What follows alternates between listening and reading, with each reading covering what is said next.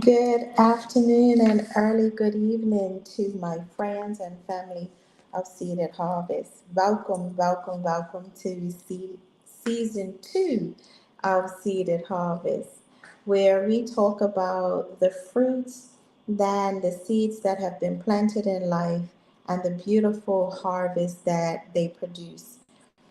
And more so, it has been my story all throughout season one. But here in season two, we will be doing things a little bit differently. They will still very much tied to my story. However, we'll be having guests who will share their story, which align in some way with my life story as well. So today, we're going to talk about one of the key topics we talked about last year or last season, in season one rather, where we spoke about journaling and we ended and did a recap at our last session where we talked about journaling. And in talking to some of our subscribers, what we found was is some persons didn't understand the principle of journaling, why we journal, how to journal, and those sorts of things. And we learned that persons are interested in knowing how to journal. So we're going to start today's or this season off with journaling, how to journal, why we journal, and there's things in terms of how they can be beneficial to our daily lives. So let's go through some things as it relates to journaling. So I have a few notes I'll be looking on and off the screen from time to time because I want to review those notes. And so first, when we're talking about journaling, we're talking about writing down our thoughts, our emotions, our feelings. I think as a child, we probably would have looked at it more like a diary, right? We have a diary, and so we're telling the thoughts of our day. We might have told off a friend because we didn't have the courage to tell them in person. We might have told off our parents because we didn't have the wherewithal or the common sense even to do so.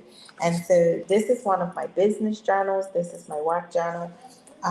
But some of the things you want to do when you're embarking upon journaling, it's a very informal practice, but even doing things informally, people require structure or an understanding as to why.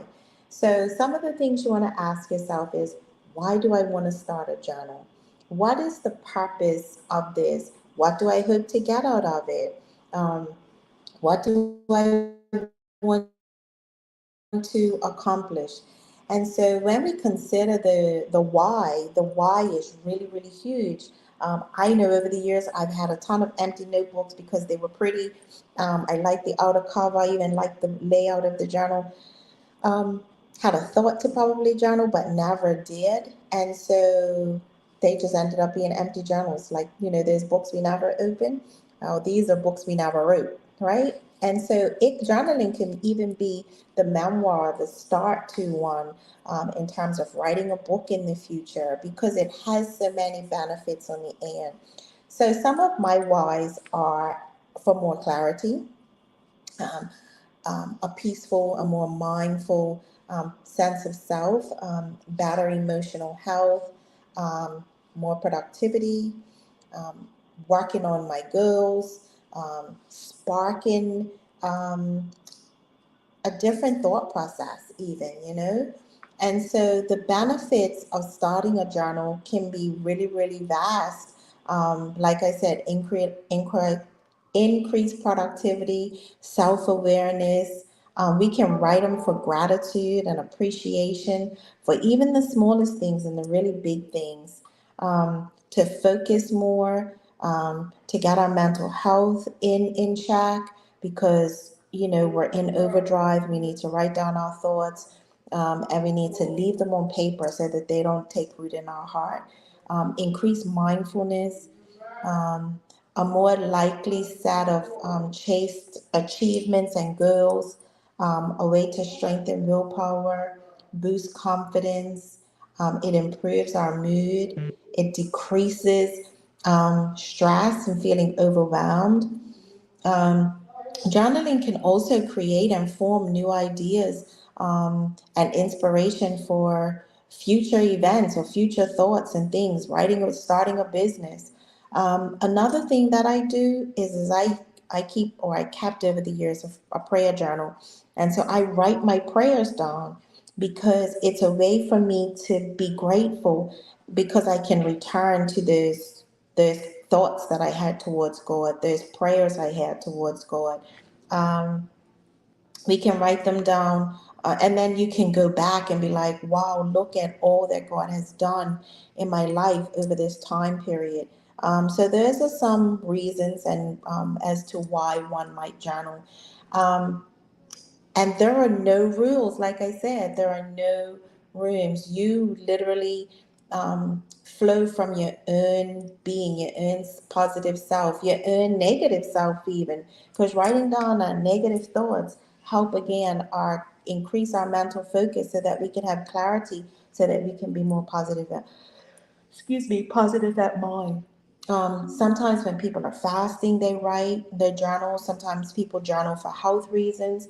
Um, and so those will be reasons to journal. And journaling is a safe place. It's like that diary of old. It's the place I get to write all of my personal feelings, thoughts, creative ideas, our prayers, and those sorts of things. And there are so many different types of journals. And so no, don't go out and buy a whole bunch of journals. Figure out why you want to journal, like I said, and then what the purpose is going to be and what you're wanting to get out of it, right? Because we can buy them for the purpose of just buying them. And so um, we can get up, we also can write our dreams. So I tend to sometimes forget our dreams. I also keep a journal, I used to, I haven't in a long time, excuse me.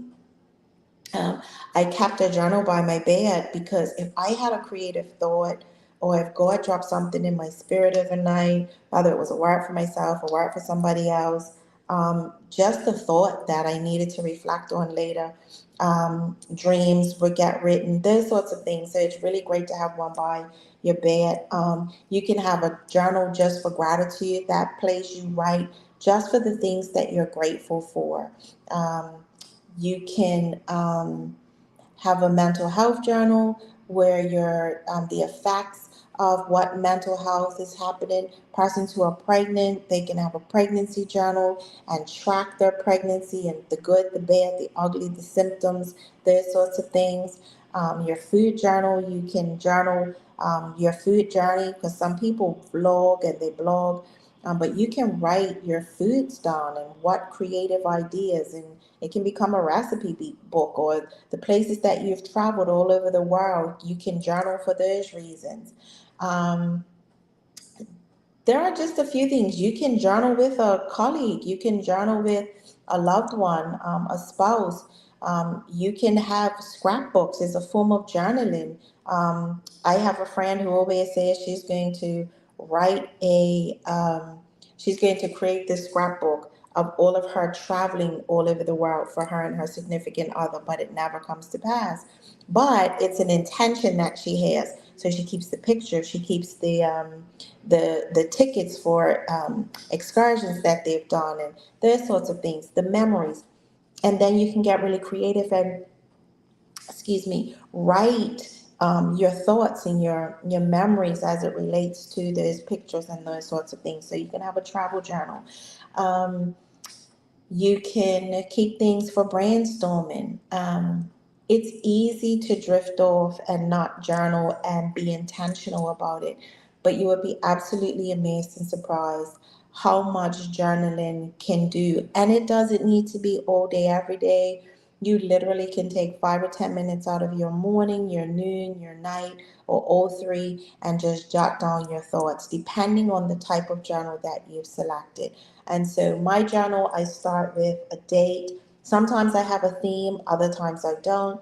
Um, but I just go. Now, my journal is one journal. I don't have a separate prayer journal, a separate travel journal, a separate this, that, and the other. Now, I might at some point get creative and build out a scrapbook, for journaling, but I'm not there yet. But for my personal self, my prayer journal and my life journal is one book. And really, over the years, it has really benefited me for me to be able to go back and see, and it has become and has been a part of my daily routine. What supplies are you going to need? You're absolutely going to need a journal, a book, maybe one about that thick. I don't know if you can see that. Let me see how many pages this one has, if it even tells me. Um, it doesn't, but you know, 1 to 300 pages, 150 to 300 pages. Again, it's all depending upon why you want to journal, what you're going to be journaling about. And so those are the some of the basics. A really nice highlighter or pen, things you noted in your journal that you want to go back and highlight later. If it's a prayer journal, you want to highlight maybe scriptures or thoughts that are relative to scriptures for you to go back and look at later. Again, remember, there are no set guidelines to journaling. Journaling is your own creative self putting your thoughts to paper. You can make it as pretty or as basic as you want, but it is a reflection of where you're at in that moment. And so, if you're interested in understanding a little bit more about journaling, you want to do some more about journaling, feel free to reach out to me, either on Facebook through the Seeded Harvest website. Either email me on Lynae S. Richardson at gmail.com. That's Lynae S. Richardson at gmail.com. The website will be back up this season. It is my hope. And so just make journaling fun. Just make it an opportunity for self reflection, self creativity, self care. It's your care that we talked a lot about that in season one. So make it a part of your self time. Um, Avoid the computer screen when you're journaling. Put pen to paper and your phone. Don't journal on your phone. This is some time for you to stop, slow down, be patient with yourself, be open with your thoughts, be open with your feelings, but pull away from the phone. If you're creative, draw, doodle, do whatever that looks like.